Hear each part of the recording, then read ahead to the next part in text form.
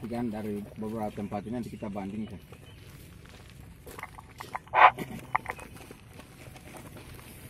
Assalamualaikum warahmatullahi wabarakatuh. Waalaikumsalam warahmatullahi wabarakatuh. Jadi alhamdulillah kita tiba di lokasi pertama hari ini ya.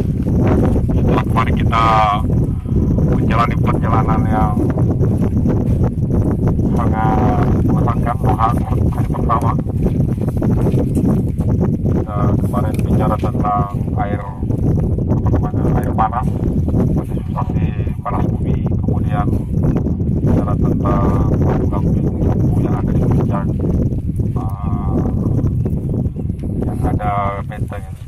Kemudian hari ini kita tiba di lokasi ketiga dan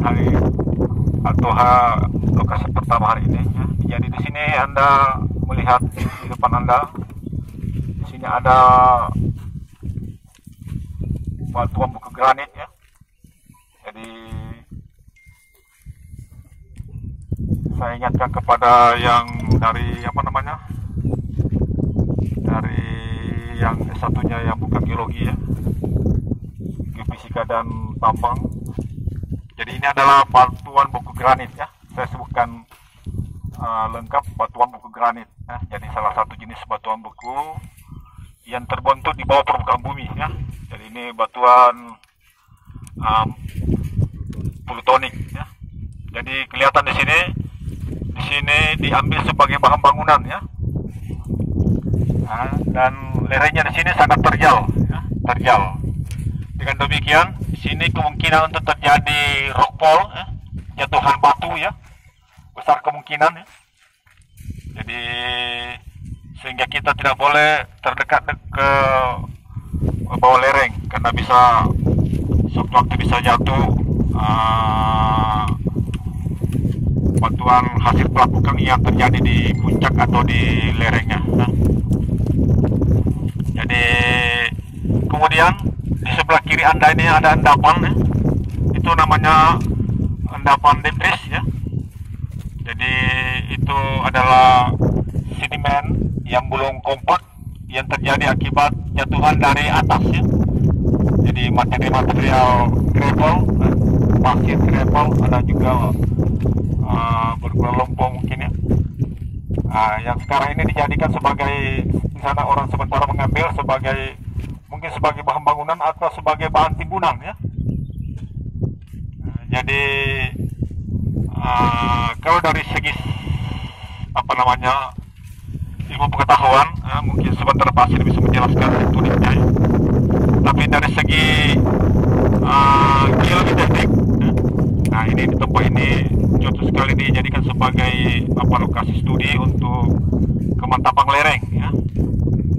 Jadi melihat seberapa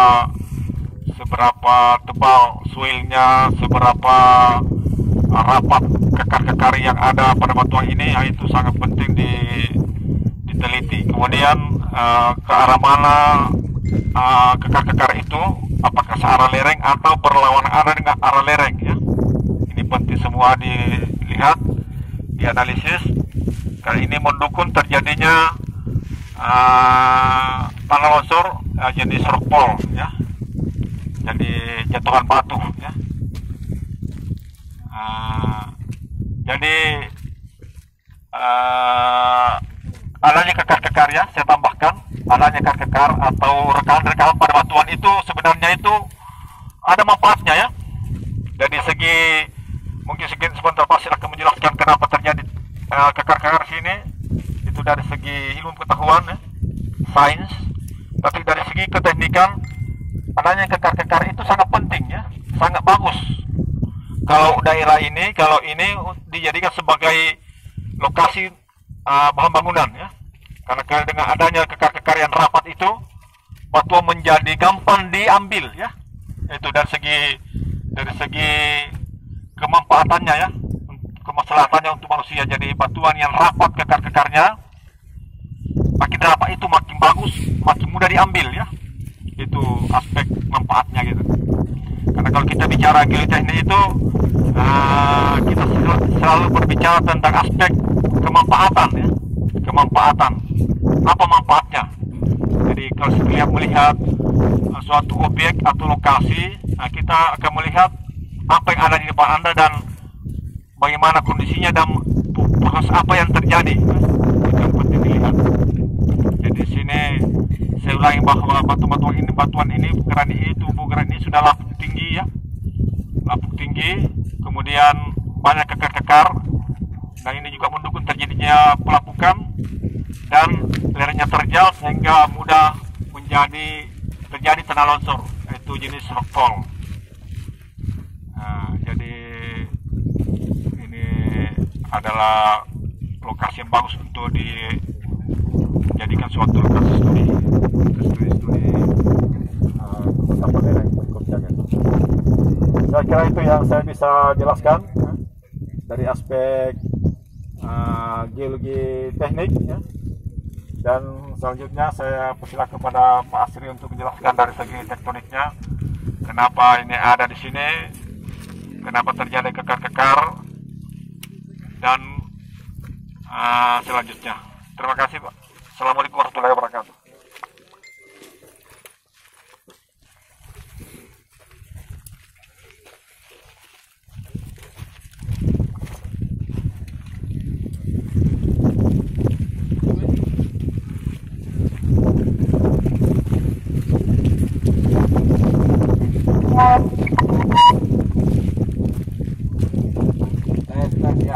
Saya lanjutkan dari pembukaan tadi. Jadi memang kalau kita lihat ya, ini adalah lokasi bukaan Kori, di mana sebenarnya ini akan memberikan kepada kita gambaran bahwa bagaimana ini batuan akan longsor ya. Ya sudah disinggung Pak Bustan bahwa di sini medianya adalah batuan granodiorit ya, kemudian frakturnya tinggi. Dan demikian kalau kita bicara longsor, tadi saya lanjutkan Pak Bustan, ada 4 jenis ya. Apa? Tahu? Ada yang membagi ya, ada yang paralel, kemudian ada yang apa lagi? Ya, ada topping. Yang jelas kalau ini tidak ke topping, kecuali mungkin yang di sana. Yang di sana bisa topping ya, karena vertikal kekarnya. Kalau intensitas kekar seperti ini ya, fracturing seperti ini nanti jadinya wedge ya. Wedge kalau kita ambil populasi kekar ya, nanti akan selalu memberikan sebuah pasangan, sehingga nanti jadinya longsornya adalah membaji ya. Banyak itu yang manfaat itu masih membaji, tapi kelihatannya ini adalah zona sesar ya, fracturing ya. Kalau di situ jelas sekali. Jadi dari beberapa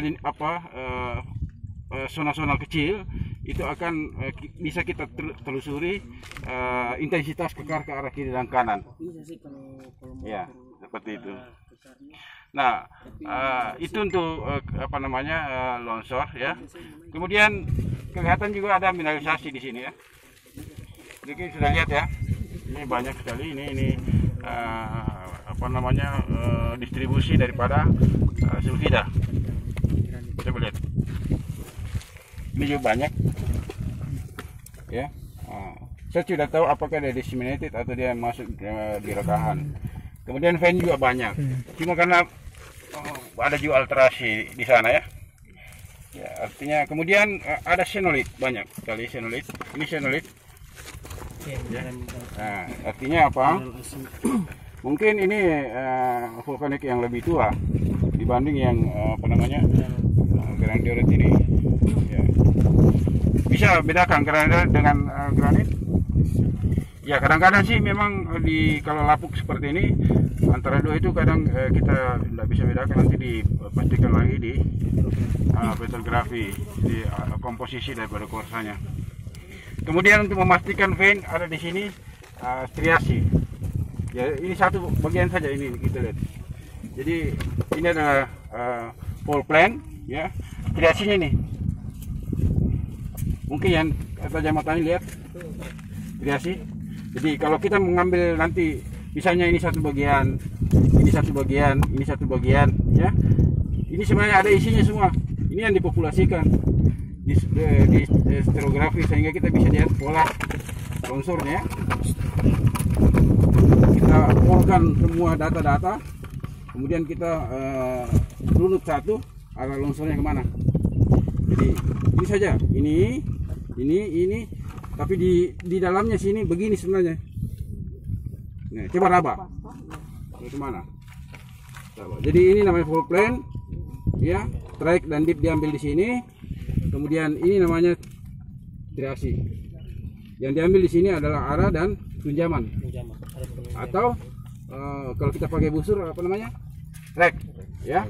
Nah, itu. Satu pasangan, diambil satu pasangan. Kemudian distribusi itu masuk di stereografi, kita polkan dia. Polkan sehingga kita bisa dapat arah longsor. Semakin rapat itu ya semakin nilainya, dan uji mekanik tempatnya Pak Bustan itu kalau kita ngambil ini itu juga akan memberikan data friction di tengah. Jadi makanya kalau ada software itu kombinasi antara pola friction dan friction itu akan memberikan jenis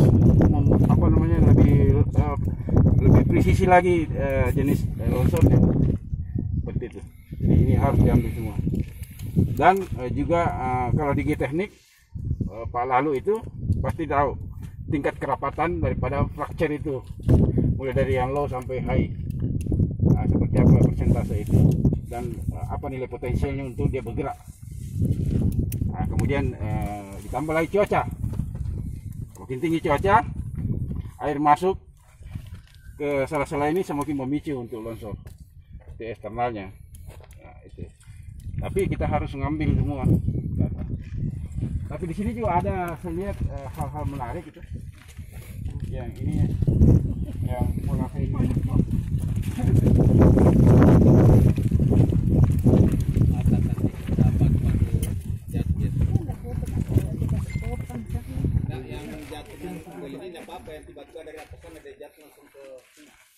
Ada proses yang horizontal juga.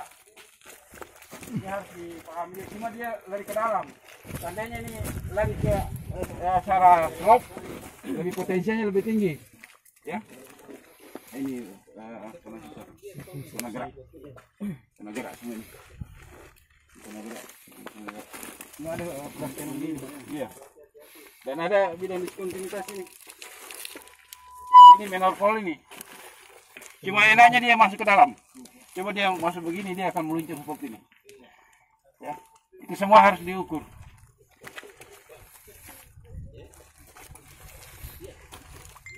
Sepertinya dimasuki alterasi ini. Dan alterasinya.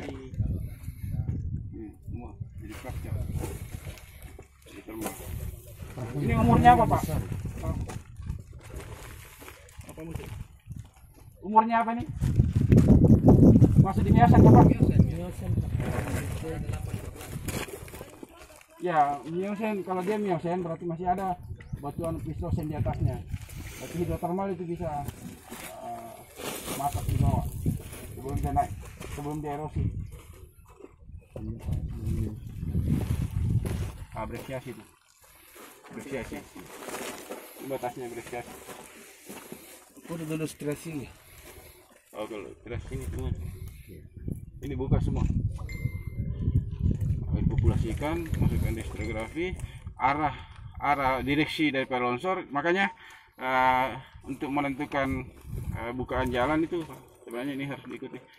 Ada treatmentnya juga. Treatmentnya ya. Arah longsor itu harus memotong treatment. Treatmentnya itu harus memotong jalanan dibuka, memotong arah longsor. Seperti itu. Dia begini ini toh. Ya. Ada juga itu. Jadi tidak bisa satu. Populasikan data. Oh iya. Ini juga. Dan tidak perlu dibedakan mau sistematik mau tidak, diukur saja. Diukur saja, random saja. Random nanti dia terpopulasi dan tersistematis dalam stereografi. Diukur sebanyak-banyaknya. Iya.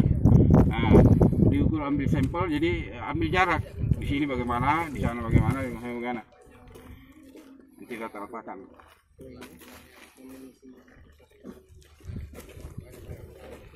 Saya kira itu cukup ya.